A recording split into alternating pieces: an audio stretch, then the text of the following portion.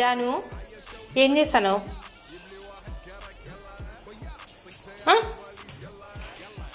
ఎందుకు అంత అల్లరి చేస్తాను?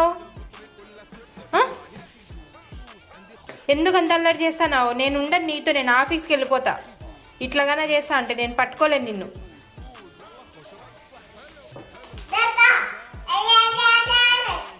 ఇంత అల్లరి చేస్తే నాకొద్దు. నువ్వు ఎందుకు ఇంత అల్లరి చేస్తున్నావు?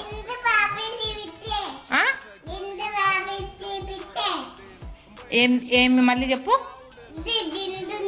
దాంట్లో ఏముంది? పాపలుంది. ఎందుకు ఇట్లా పడేసినావు?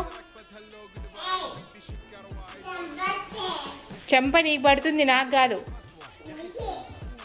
నువ్వు అన్నీ పీకేస్తాన్నావనుకో నేను ఇంట్లోంచి వెళ్ళిపోతా చెప్తానా.